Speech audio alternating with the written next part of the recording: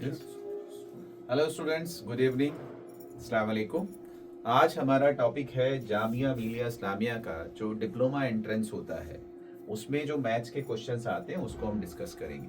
तो बेसिकली ये previous year questions हैं, 3 या 4 साल पुराने, 2025, 2024, 2023, 2020, 20 से लेके 25 तक के लिए। तो उसमें जो एपी के क्वेश्चंस आए हैं वो आपसे डिस्कस करेंगे। जब हम बात एपी की करते हैं तो इससे इजी टॉपिक कोई हो नहीं सकता है। आप जो भी बच्चे एंट्रेंस की तैयारी कर रहे हो ध्यान रखें, कॉन्सेप्ट पे बेस जाया कीजिए। एपी हम बात करते हैं, मैं बहुत ही सिंपल सी लैंग्वेज में आपको समझा दूं कि अगर मेरे पास कुछ नंबर्स होते हैं 3, 5, 7, 9, 11, ऐसे नंबर्स और बहुत सारे नंबर्स हो सकते हैं, ऐसे नंबर्स जिनके बीच में डिफरेंस सेम रहता है, जिनके बीच में डिफरेंस सेम रहता है, चाहे प्लस में हो, माइनस में हो या जीरो का डिफरेंस हो, उन्हें आप एपी कहते हैं। बस इसी की बात कर रहे हैं। अगर आप एपी कर रहे हैं तो आपने लिया होगा कि सर इसको हम फर्स्ट टर्म कहते हैं, ठीक है सर, और इनके बीच का जो डिफरेंस होता है उसे कॉमन डिफरेंस डी कहते हैं। बस इतनी सी बात है। और फिर हमारे पास सिर्फ दो फॉर्मूले बने थे कि अगर हमें कोई सी भी टर्म निकालनी हो, nth टर्म, तो वो होता है a plus n minus one into d. उम्मीद कर रहा हूं कि ये सब आपको आता है, डायरेक्ट पीवाईक्यू की बात कर रहे हैं। दूसरा, अगर मुझे इन सारे टर्म्स का सम निकालना हो तो एस एन होता है n/2 2a plus n minus one into D, या फिर आपने ऐसे भी सीखा होगा n/2 first term plus last term. तो मेरे बच्चे एपी इतना ही इजी है कि सिर्फ दो फॉर्मूले पे बेस पूरा चैप्टर है। अब इस पे कुछ क्वेश्चंस हैं डायरेक्ट, इस वीडियो में तो सिर्फ ये मकसद है कि आपको आइडिया दे दूं किस तरह के क्वेश्चंस हैं, चैप्टर क्या है, उसकी डिटेल क्या है। जब हम चैप्टर्स को डिटेल में डिस्कस कर रहे होंगे, उसको पढ़ रहे होंगे, तब हम उसको और गहराई में जाएंगे। आज तो सिर्फ आइडिया देना कि किस तरह के क्वेश्चन आते हैं, आपको कैसे तैयारी करनी है। ये क्वेश्चन उन बच्चों के लिए भी इजी इंपॉर्टेंट है जो 10th की तैयारी कर रहे हैं, क्योंकि बोर्ड में भी एमसीक्यूज आते हैं। तो हमारे पास क्या है, जैसा ये क्वेश्चन है, the sum of the first 5 multiples of 7 is. अच्छा, दूसरी चीज ये है कि कॉम्पिटिशन्स में आपका जो मकसद है वो है आंसर लगाना कि ए बी सी डी में किस में आंसर है। अब वो जिस तरह से भी हो जाए, हाँ जरूरी होता है कि मैं जल्द से जल्द करूं। जैसे इस क्वेश्चन में कह रहा था सम ऑफ फर्स्ट 5 मल्टीपल, 7 के फर्स्ट 5 मल्टीपल 7, 14, 21, ठीक है सर, 28, 35। मुझे इनका सम निकालने के लिए कह रहा है। मुझे एपी नहीं आता तो भी मैं निकाल सकता हूं। 7 प्लस 14 21 प्लस 21 42 प्लस 28 70 प्लस 35 105। तो मेरा आंसर है 105 विदाउट एनीथिंग। तो ये हमारे पास है, पहली चीज तो ये है।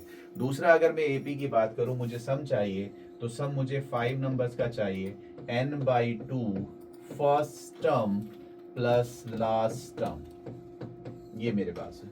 तो 7 प्लस 35 42, 42 का हाफ 21, 21 इंटू 5 105। ये मेरा एपी है। तो आपका जैसे आंसर आ जाए वैसे आपको कोशिश करनी। तो ये हमारा क्वेश्चन था, 23, 24, 25 में आया होगा, और ये आपका क्वेश्चन है। सॉल्यूशन हमारे पास ए। दूसरा हमसे कह रहा था series 21, 16, 11, 6, 1 is an AP, then which term of AP is -54। हमारे पास यहाँ पे क्या दिया हुआ है क्वेश्चन से एपी में। मैं अगर बहुत ही शॉर्ट में आपसे कहूँ कि मुझे कह रहा है विच टर्म इज -54, तो -54 मेरा एक टर्म है, ए मेरे पास 21 है, n-1 n पता नहीं है, डी मेरे पास 16 - 21 - 5 है। ये हमारे पास है। क्लियर है सर? हमारे पास क्या है, आपको क्वेश्चन में बस यही ध्यान रखना है कि दिया क्या है और फाइंड क्या करना है, ये आपको ध्यान रखना है। हमें ए गिवन है, ए हमारा 21 है, डी हमें गिवन है, इसमें से इसको माइनस करते हैं तो डी आ जाता है, -5 है, nth टर्म गिवन है, और मुझे निकालना है विच टर्म, तो मुझे एन ही निकालना था। तो ये मेरे पास था। आप अगर जब प्रैक्टिस करने लगेंगे तो डायरेक्ट लिखना सीख लेंगे। इसको आप इधर लाएंगे, -54 और -21, आई थिंक -75 हो जाएगा। इधर हमारे पास बचेगा n-1 -5। आप चेक करेंगे तो माइनस से माइनस कैंसिल हो जाएगा, 5 से कैंसिल करेंगे तो शायद 15 आ जाएगा। 1 प्लस करेंगे तो शायद 16 आ जाएगा, तो आंसर मेरा होगा 16th टर्म, तो ऑप्शन इज बी। तो इस तरह से आपको अपने क्वेश्चंस अटेम्प्ट करने हैं। The sum of three numbers in AP is 24 and their product is 440. Find the numbers. अब फिर अगेन जिस तरह से मैंने आपसे कहा, मेरा मकसद है ABCD में से कौन सा आंसर है। मुझे जरूरी नहीं है कि मैं AP से सॉल्व करूं, प्लीज ध्यान से देख लीजिए जरा ध्यान से। आपको MCQs कभी कभी कितने आसान होते हैं। आपसे क्या कह रहा है, the sum of three numbers is 24। तो थ्री नंबर्स का सम 24 कौन सा हो रहा है, 8, 5, 13 और 11 24 हो रहा है। 8, 11, 19, 14, 33 हो रहा है, नहीं होगा। 12, 9, 21 नहीं होगा। 7, 9, 16 और 11 27 नहीं होगा। तो मेरे पास एक ही नंबर्स पे सम 24 हो रहा है, तो यही मेरा आंसर है। प्लीज ध्यान से देख लीजिए, ठीक है सर। दूसरा, अगर कभी आपको वैसे सॉल्व करना हो, अगर जब हमसे एपी की बात करता है, तो जब भी थ्री नंबर्स दे, एक तो तरीका ये है कि आप इस तरह से कंसिडर करेंगे, ए प्लस डी, ए प्लस 2d, इन तीनों का सम आपको 24 दिया हुआ है। एक इक्वेशन बनेगी 3a plus 3d is equals to 24, 3 common ले लीजिए, a plus d is equals to 8।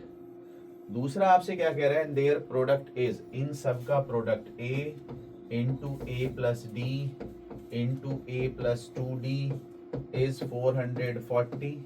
अब ये दूसरी इक्वेशन बनेगी, तो ये थोड़ा सा मुश्किल हो जाएगा आपके लिए सॉल्व करना, तो मैं आपको इसका शॉर्टकट बता रहा हूं।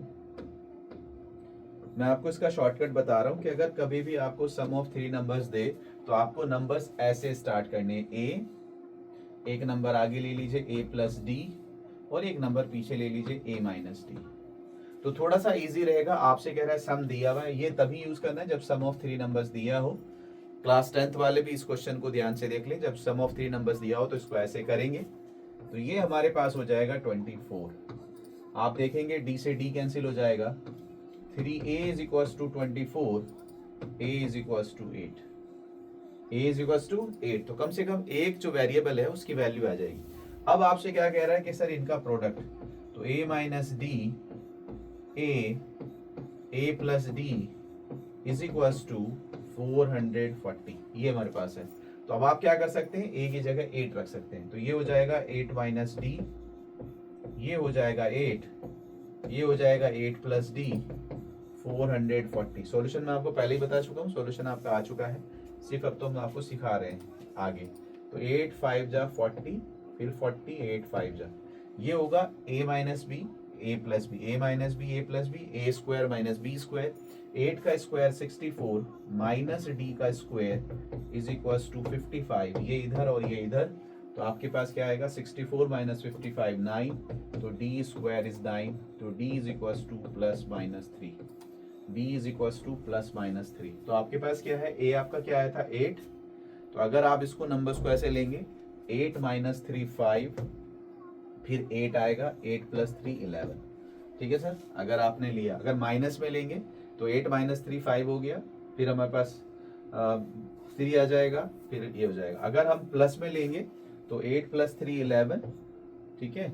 हमारे पास जो है यहाँ पे, अगर हम यहाँ पे वैल्यूज रखेंगे, मतलब एक बार प्लस में रखिए, एक बार माइनस में रखिए, तो ये नंबर्स यही रहेंगे, सिर्फ इनका सीक्वेंस चेंज होगा, मतलब 5 8 11 या 11 8 5, बट नंबर्स 3 यही रहेंगे। तो इस तरह से आपको सॉल्व करना है। आपसे कह रहा है find four numbers in AP whose sum is 20, ठीक है, and sum of whose square is 120। Again अगर आप चाहें तो मुझे जल्दी से आंसर दे दीजिए, आप मुझे जल्दी से आंसर दे दीजिए कि भाई किसका सम 20 है।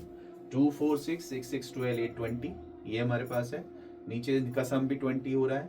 3 6 9 12, ये तो हमारे पास 20 नहीं हो रहा है। 3 6 9 9 18 20, ये तो होगा नहीं। कैन नॉट डिटरमाइन पे बाद में सोचेंगे। तो ये आपके पास है, या तो ऊपर वाला है ए या बी है।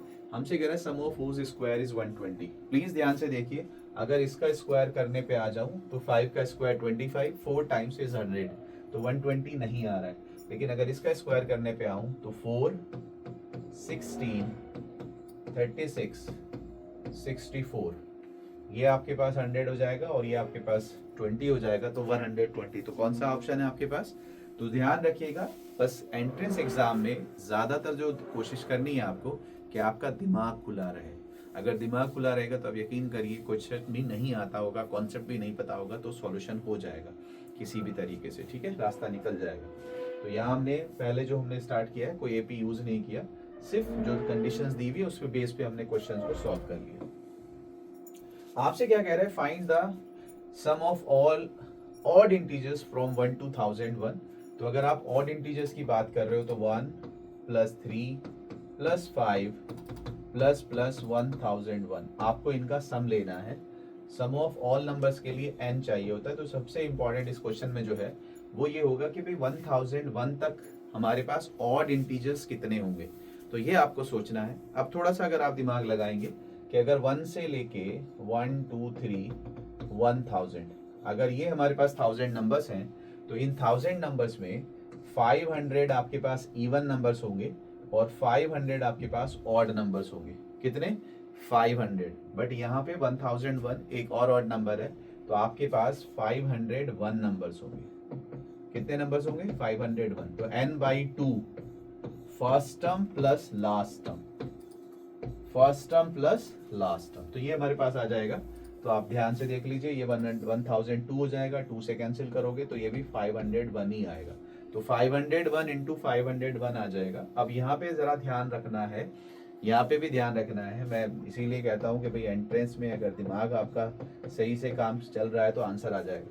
तो 1 on to 1 लास्ट में हमारे पास 1 आना चाहिए। तो 1 इसमें है या इसमें है, ये मेरा आंसर है। लेकिन स्टार्टिंग में भी 5 5 जा 25 आना चाहिए। तो मेरा ऑप्शन होगा सी। टोटल मल्टीप्लाई करने की भी जरूरत नहीं है। 500 इंटू 500 नियरली 25,000, ठीक है। और लास्ट में 1, हमारे पास 1 गया।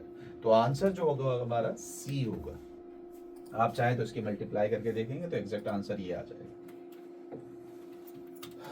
ये हमारे पास है m arithmetic means are inserted between 1 and 31 so that the ratio, ये क्लास 11th का क्वेश्चन है, बेसिकली 11th NCERT का, और ये इसके अंदर रखा हुआ है। इफ arithmetic mean, ये स्टेटिस्टिक्स का क्वेश्चन है बेसिकली, ये क्वेश्चंस तो उसमें है स्टेटिस्टिक्स में। बस इतना ही बना दीजिएगा, 3-4 जो है ना अलग अलग बना दीजिए।